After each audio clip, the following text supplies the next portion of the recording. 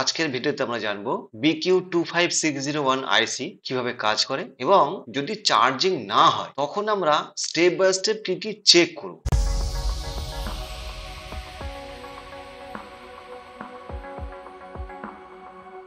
এর আগের ভিডিওতে আমরা দেখেছিলাম ভিভাস 5.0 ভোল্ট 1 এবং 24 নম্বরে ইন হয় এবং তারপরে সুইচিং শুরু হয় এবং সেটা 19 এবং 20 নম্বর থেকে 3.7 ভোল্ট ভিপিএইচ যেখানে যেখানে প্রয়োজন ভিপিএইচ ভোল্টেজ সেখানে সেখানে এই ভিপিএইচ ভোল্টেজ পৌঁছে যায় এবং তার পাশাপাশি এই ভিপিএইচ 3.7 ভোল্টটাই আবার রিটার্ন আসে আইসির 15 এবং 16 নম্বরে। তার কারণ এই ভোল্টেজটা দিয়েই কিন্তু চার্জ হয়, 13 এবং 14 নম্বর পিন থেকে আউট হয়ে ব্যাটারিতে পৌঁছে যায় চার্জ হওয়ার জন্য। এখানে একটা প্রশ্ন আছে, সেটা হলো এই যে ভিপিএইচ 3.7 ভোল্টেজ আইসির মধ্যে ইন হলো মানে চার্জ হওয়ার জন্য, তাহলে এই দুটো লাইন কেন আলাদা করা হলো? তার একটা কারণ আমরা আগের ভিডিওতে জেনেছিলাম, ওই ভিডিওতে যারা দেখেননি একটু দেখে নেবেন, ডেসক্রিপশনে লিংক আছে।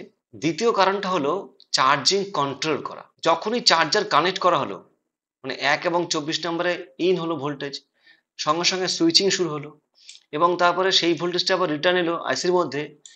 কিন্তু যদি এটাকে ডিরেক্ট করে দেওয়া হতো তাহলে আমি চার্জার কানেক্ট করার সাথে সাথেই চার্জিং হওয়া শুরু হয়ে যেত এবং চার্জিং কখন ফুল হবে আমাকে সেটা কিন্তু খেয়াল রাখতে হতো। ধরুন 99% হয়েছে, আমি রেডি আছি, কখন 100 হবে আমি খুলে দেবো কানেক্টার। না খুললে কিন্তু চার্জ বেড়ে যাবে, মানে 100-এর উপরে উঠে যাবে। দেখা যাচ্ছে আমি খেয়াল করিনি, এখন দেখছি 150% চার্জ হয়ে গেছে। তাহলে কি হবে? ব্যাটারি খারাপ হয়ে যাবে। আমাদের যেমন পেট ভরে গেলে আমরা কি করি, খাও না না আর আর দেবেন না প্লিজ, আমরা তখন আর খাই না, নাহলে আমাদের ক্ষতি হয়ে যাবে। সেই ক্ষতি যেন ব্যাটারিরও না হয় সেই কন্ট্রোলটা কে করে? আইসি করে। তখন এখান থেকে অফ করে দেওয়া হয় আর যাতে চার্জ না হয়। কিন্তু আপনি একটা জিনিস খেয়াল করেছেন, যদি আপনি চার্জে বসিয়ে ফোনটাকে ইউজ করছেন তখন দেখবেন পার্সেন্ট বাড়ছেও না কমছেও না। এটা কিন্তু ফোনের জন্য খুব খারাপ। এবং খেয়াল করবেন ফোনটা কিন্তু তখন গরম হয়ে যাচ্ছে, মানে চেষ্টা করা হচ্ছে ফোনটাকে চার্জ বাড়ানোর, এখান থেকে হাই অ্যাম্পিয়ার ইন করার, কিন্তু আপনি যেহেতু ইউজ করছেন সেহেতু অ্যাম্পিয়ার টাওয়ারের দিকে ইউজও হয়ে যাচ্ছে। ওই জন্য এই অ্যাম্পিয়ারটা তখন সাফিসিয়েন্ট হচ্ছে না যে ব্যাটারির কারেন্টটাকেও বাড়াবে প্লাস আপনি ইউজও করবেন ফোনটা। এটা কিন্তু ফোনের স্বাস্থ্যের জন্য খুব খারাপ।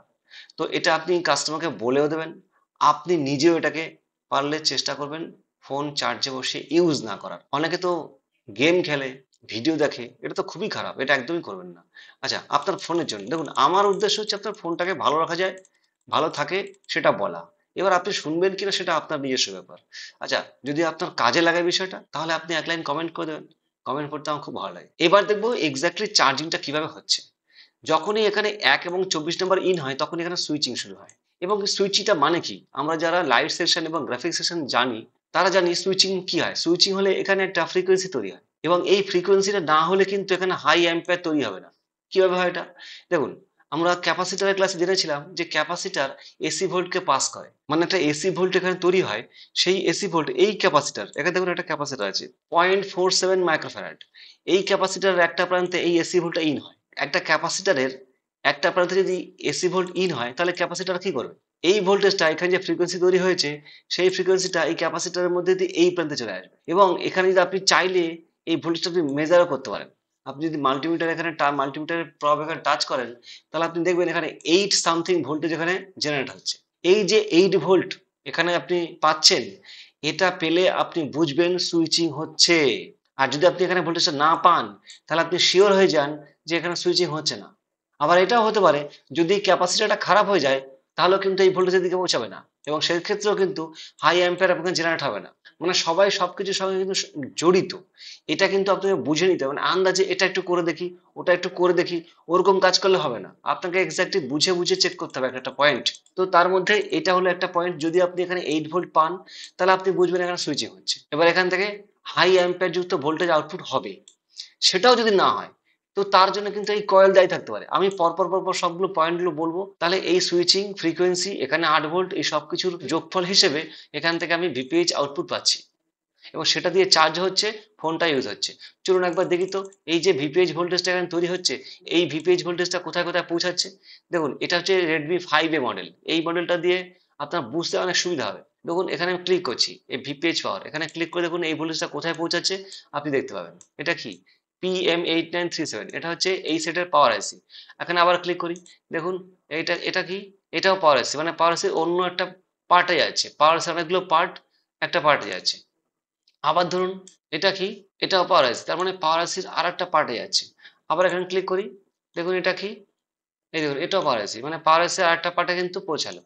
এইভাবে যেতে যেতে এটা কোথায়, পাওয়ার আইসি, মানে পাওয়ার আইসি কিন্তু অনেকগুলো সেকশন, এই এক একটা সেকশনে পৌঁছাচ্ছে। এটা কি, এটা হচ্ছে বিটুবি কানেক্টর। বিটুবি কানেক্টর মানে হলো বোর্ড টু বোর্ড কানেক্টর, মানে এটা সাববোর্ডে আছে, মাদারবোর্ডে আছে, সেই বোর্ডে এই ভিপিএইচ ভোল্টেজটা এসেছে। এরপরে কোথায় আছে দেখি, ক্লিক করি, দেখুন এটা কি, এটা হচ্ছে স্পিকার আউট লেখা আছে, তার মানে এটা হচ্ছে আপনার অডিও পিএ, মানে এখান থেকে রিংটোন গান শুনছেন সেই সেই আইসিটা। আচ্ছা আবার ভিপিএইচ এ ক্লিক করি, দেখুন এটা কোথায়, মোটর মানে কি ভাইব্রেটর, ঠিক আছে। তারপরে ক্লিক করি, দেখুন এটা কি, রিলে। আচ্ছা আবার এখানে ক্লিক করি, এবার দেখুন এটা কি, এটা হচ্ছে লাইট সেকশন। আপনারা যারা লাইট সেকশনের ভিডিও দেখেছেন তারা জানেন, একটু দেখে নেবেন, না দেখে তাহলে ভিডিওটা। আচ্ছা এখানে গিয়ে ভিপিএইচ এ আবার আমি ক্লিক করছি, দেখুন এটা কোথায় এলো, এটা কি ভিএসপি ভিএসএন, তার মানে এটা হচ্ছে গ্রাফিক সেকশন। গ্রাফিক সেকশনের ভিডিও কিন্তু দেওয়া আছে, আপনারা যারা দেখেননি দেখে নেবেন। আচ্ছা এখানে ক্লিক করি, এরপর এটা কোথায় এলাম, এটা কি, এটা হচ্ছে এলইডি ড্রাইভার। আচ্ছা মানে ক্যামেরার যে ফ্ল্যাশ বা টর্চ লাইট যেটা আমরা জ্বালাই, সেই যে আইসিটা সেটা। আচ্ছা আবার ক্লিক করি এখানে, দেখুন এটা কোথায় এলো, এটা কোনো একটা এলডিও। আচ্ছা আবার এখানে ক্লিক করি, দেখুন এটা কোথায় এলো, এটা কি, ইনফ্রারেড, ইনফ্রারেড এলইডি, ঠিক আছে। আচ্ছা আবার এখানে ক্লিক করি, এটা কি, এটা হলো সেন্সার, ঠিক আছে। আবার আমি ভিপিএইচ এ ক্লিক করি, এটা কি, এটা হলো এইচবি, মানে এটা হচ্ছে আপনার 4জিপিএ, হাই ব্যান্ড 4জিপিএ। আচ্ছা এরপরে কোথায় গেল, এই যে ভিপিএইচ, আবার ক্লিক করি, এবার দেখুন এবার কোথায় গেল, ওই পিএটাই, মানে আর একটা পিনে গেছে তো ভোল্টেজটা, তাই জন্য দেখাচ্ছি এখানে। আবার ক্লিক করি, এই দেখুন, আবার ক্লিক করি, এই দেখুন এটা কোথায় এলো, 2জিপি। আচ্ছা আবার ক্লিক করি, এটা কোথায়, এই দেখুন আবার চার্জিং এসে ফিরে এসেছি, ঠিক আছে। তাহলে ভিপিএইচ পুরো বোর্ডে কিন্তু ছড়িয়ে গেছে, তো প্রতিটা সেকশন ধরে কিন্তু আমরা দেখলাম। এইভাবে আপনাকে কিন্তু খুঁজতে হবে। আমি বলতে চাইছি বোর্নিওটাকে আপনি কাজে লাগাবেন কিভাবে সেটাকে আমাদের জানতে হবে। যতই আপডেট আসুক না কেন, আমাদের কিন্তু খুঁটিয়ে খুঁটিয়ে যদি আমরা খুঁজতে থাকি, তাহলে কিন্তু ঠিক খুঁজে পাবো। আচ্ছা এই হয়ে গেলো বিপিএইচ কোথায় কোথায় গেল, বিপিএইচ লাইন শর্ট হলে সেটা কিভাবে রিপেয়ার করতে হয় সেসব আসবে পরে, আস্তে আস্তে করে আসবে। যারা এখনো সাবস্ক্রাইব করেনি সাবস্ক্রাইব করে নেবেন, তাহলে ওইসব ভিডিওগুলো কিন্তু আপনি পেয়ে যাবেন। এবার দেখি চার্জিংটা কিভাবে হচ্ছে এবং প্রবলেম হলে কিভাবে সলভ করবো। আচ্ছা চার্জিং হওয়া মানে কি, চার্জিং হওয়া মানে হলো ব্যাটারির মধ্যে কারেন্ট লোড হওয়া, তাই তো। তাহলে কারেন্ট মানে কি, অ্যাম্পিয়ার। অ্যাম্পিয়ার এখানে তৈরি হতে হবে, এই দেখুন এখানে 3.5 অ্যাম্পিয়ার তৈরি হবে, তারপরে চার্জ হবে। তাহলে কারেন্ট যদি তৈরি না হয় তাহলে কিন্তু চার্জ হবে না। এবার একটা জিনিসটা বোঝার চেষ্টা করুন যে কারেন্ট তৈরি করা মানে কি, এখানে 8 ভোল্ট তৈরি হয়েছে, আর এখানে আপনার 5 ভোল্ট আছে, 5 ভোল্ট 1.5 বা 2 অ্যাম্পিয়ার, কিন্তু সেটাকে হাই অ্যাম্পিয়ার করা হচ্ছে কি করে। একটা এক্সাম্পল দিই, ধরুন একটা পাইপ থেকে জল আসছে, ভালোই পরিমাণটা বেশ ভালোই আসছে, হ্যাঁ কিছুক্ষণ ধরে রাখলে বালতিটা ভর্তি হয়ে যাচ্ছে। কিন্তু ওই যে জল আসছে ওইভাবে কিন্তু আপনি যদি মনে করেন আপনি বাইকটাকে ওয়াশ করবেন, তাহলে কিন্তু ওয়াশ করা যাবে না। তাহলে কি করতে হবে, ওই যে জলটা আসছে ওটাকে পাম্প করে হাই স্পিডলি ফোর্সলি এখান থেকে আউটপুট করা হচ্ছে। তারপরে জলের যে স্পিড, ওটাই তো কারেন্ট, স্পিডটাই তো কারেন্ট। আমরা ভোল্টেজ কারেন্টে পড়েছিলাম, ওই যে স্পিডের কারণে কিন্তু ময়লাগুলো উঠে যাচ্ছে সব বাইকের, একদম বাইক চকচক করছে। ঠিক একই রকম ভাবে এখানে ওই স্পিড তৈরি হচ্ছে বলেই কিন্তু চার্জিংটা হচ্ছে, নাহলে কিন্তু চার্জ হবে না, ঠিক আছে। তাহলে আলটিমেটলি এখানে কারেন্ট তৈরি করে ব্যাটারির মধ্যে লোড করা হচ্ছে, সেই প্রসেসটাই হলো কিন্তু চার্জিং, এবং সেই কাজটাই করে আমাদের এই আইসিটা। এটা হলো একদম বেসিক, এই আইসিটা যদি আপনি ভালো করে বুঝতে পারেন, এর পরে যে আইসি গুলো আসবে সেগুলো বুঝতে কিন্তু আপনার অনেক সহজ হবে। তাহলে এবার ফল্ট যখন আমাদের একটা প্রবলেম হবে তখন কি কি এক্স্যাক্টলি কি কি চেক করতে হবে সেইগুলো আমরা এবার দেখবো। এবার ধরে নিচ্ছি প্রবলেমটা কি হতে পারে, প্রবলেমটা ভিপিএইচ তৈরি হচ্ছে না, মানে ফোনটা চালু আছে, ব্যাটারি যেটুকু চার্জ আছে সেটুকুতে ফোনটা চালু আছে, কিন্তু আপনি চার্জে যখন কানেক্ট করছেন তখন চার্জ হচ্ছে না, ঠিক আছে। এবার আপনি কোথায় কোথায় কি কি চেক করবেন সেগুলো একটা একটা করে ভালো করে বুঝুন, বুঝে কাজ করতে হবে, মুখস্থ করবেন না, ঠিক আছে। লেখালেখি পরে করবেন, আগে বুঝে নিন জিনিসটা, তারপরে এবার দরকার আবার দেখবেন ভিডিওটা, তখন আপনি নোট করবেন, আগে ভালো করে বুঝুন কি হলো ব্যাপারটা এখানটায়। ধরুন চার্জ হচ্ছে না, মানে এখানে ভিপিএস তৈরি হচ্ছে না। এই অবস্থায় আপনি ব্যাটারিটাকে ডিসকানেক্ট করে দিয়ে আবার আপনি চার্জার কানেক্ট করবেন, করে দেখুন যে এখানে এই ভিপিএইচ ভোল্টেজ তৈরি হচ্ছে কিনা। দেখলেন ভিপিএইচ ভোল্টেজ তৈরি হচ্ছে না, তাহলে মূল প্রবলেম কি, ভিপিএইচ ভোল্টেজ তৈরি হচ্ছে না। এই অবস্থায় আমাকে কি চেক করতে হবে, মানে এই ভিপিএইচ ভোল্টেজ কে তৈরি করছে, আইসিটা তৈরি করছে তো। তাহলে আপনি কি এখন তাহলে আইসি কে দোষ দেবেন, আইসি পাল্টে দেবেন প্রথমবারই না, আইসি চেঞ্জ করার আগে অনেক কিছু চেক করতে হবে। প্রথম যেটা আমাদের চেক করা উচিত, যে কোনো সেকশন যে কোনো আইসি যদি আমাদেরকে রেজাল্ট না দেয়, তাহলে তার ইনপুট ভোল্টেজ চেক করা উচিত। আমরা এর আগের ভিডিওগুলোতে কিন্তু তাই শিখেছি যে প্রথমে ইনপুট ভোল্টেজ চেক করতে হবে। তো এখানে ইনপুট ভোল্টেজ কি, 1 এবং 24 নম্বরে 5 ভোল্ট ইনপুট হবে, তাই তো? যদি এখানে আমরা ভোল্টেজ পেয়ে যাই তাহলে বুঝবো যে ইনপুট ঠিক আছে। এবারে এই আইসিটা কাজ করছে না কেন, আর কি কি চেক করতে হবে সেগুলো সব আসছি। তাহলে ইনপুট ভোল্টেজ ওকে হয়েছে, কিন্তু একটা জিনিস আমাদেরকে খেয়াল রাখতে হবে এখানটায়, সেটা হচ্ছে এই যে আইসিটা, এই আইসিটার ইনপুট আপনি কোথায় চেক করবেন। এবার এখানে চেক করার সময় আপনি এই পিন দুটোকে আপনি দেখতে পাচ্ছেন। আপনি এখানে মাল্টিমিটার প্রবগুলো টাচ করে আপনি এখানে চেক করলেন যে এখানটায় ভোল্টেজ আছে আপনার 5 ভোল্ট। কিন্তু যদি এরকম হয় এই যে আইসিটা যদি বল আইসি হতো, তাহলে কি আপনি সেই আইসির নিচে কি চেক করতে পারতেন কত ভোল্ট এখানে ইন হচ্ছে? তখন কি করতেন আপনি, এই যে আইসিটার এই যে ক্যাপাসিটরটা আছে এখানে, এই ক্যাপাসিটরটার পরেই তো ভোল্টেজটা ঢুকেছে আইসির মধ্যে, তাহলে আপনি এখানে চেক করতেন।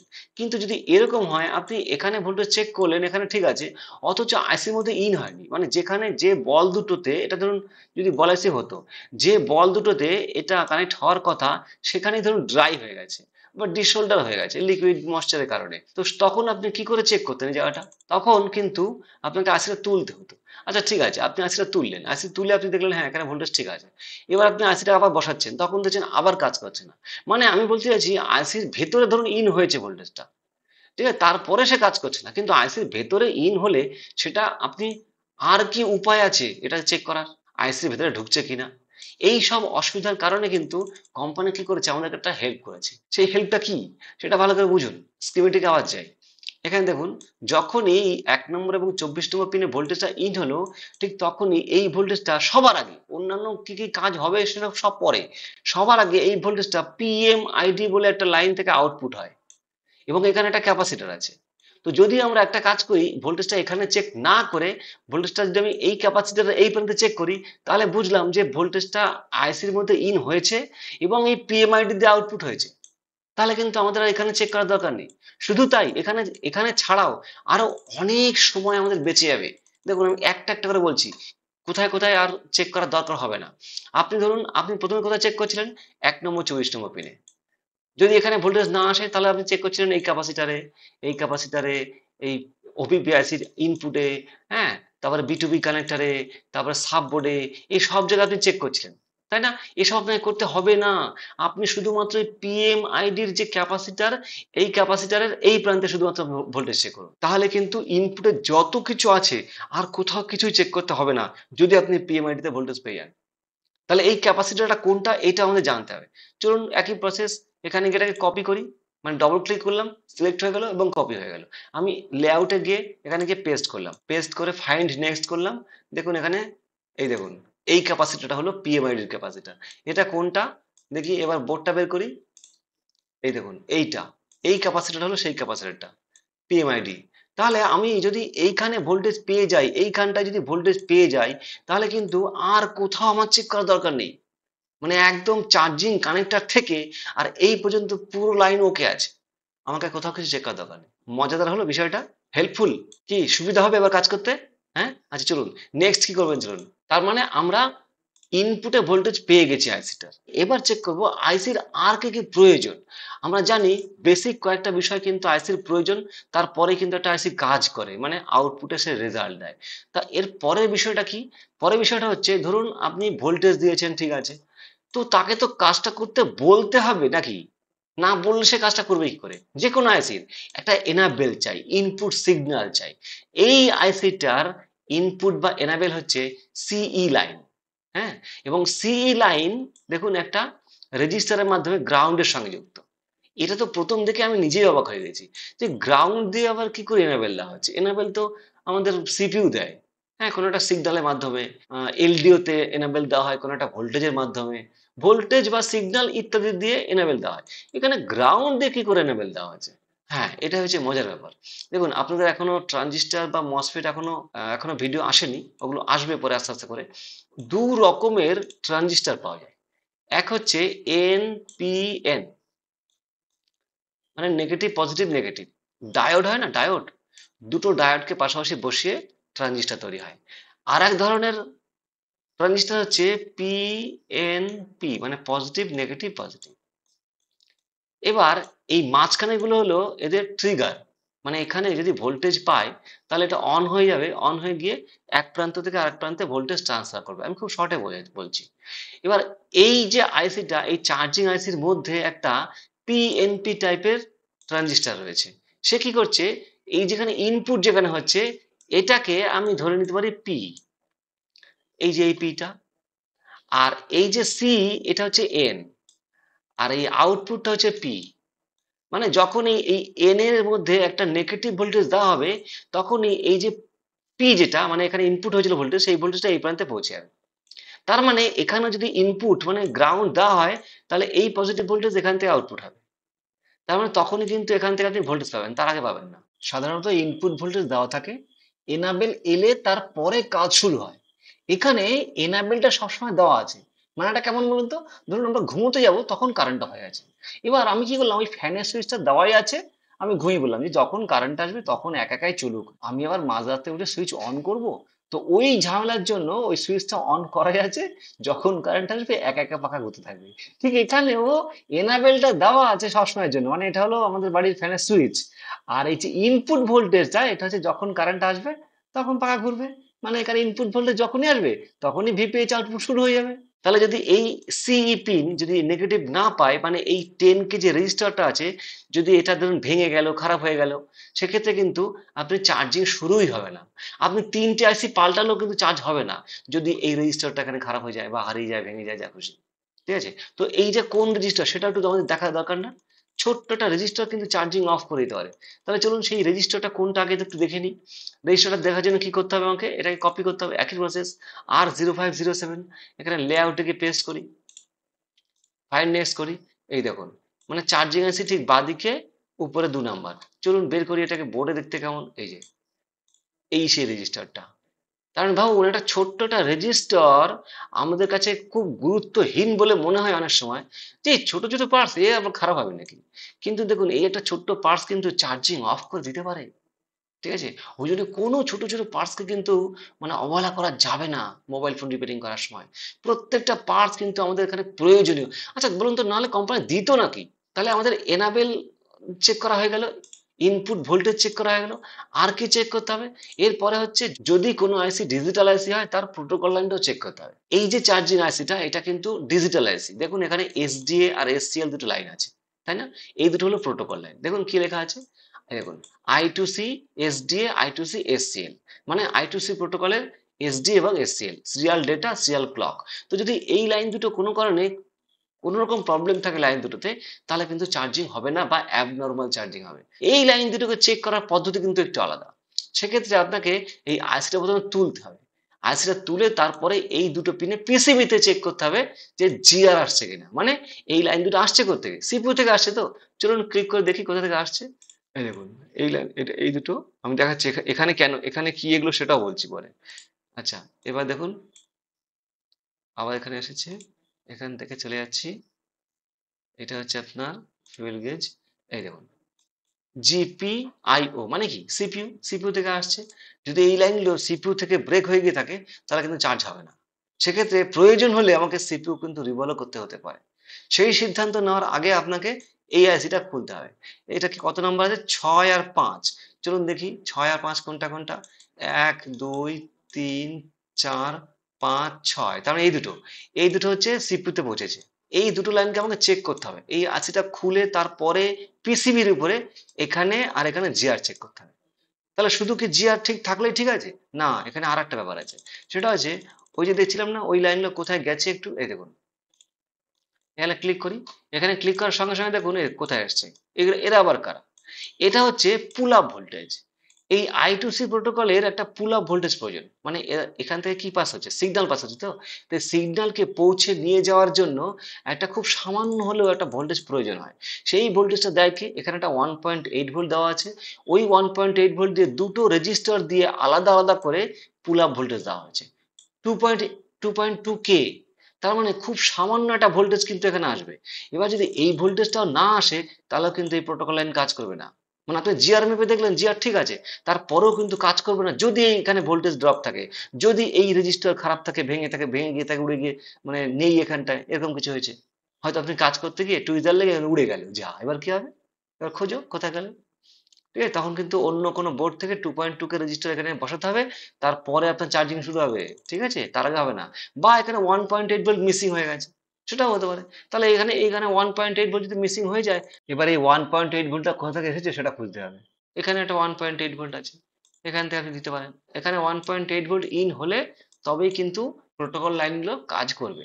ঠিক আছে, তাহলে আমরা এখন পর্যন্ত কি কি চেক করলাম? আমরা চেক করলাম ইনপুট ভোল্টেজ ওকে, কোথায় দেখলাম? পিএমআইডি তে।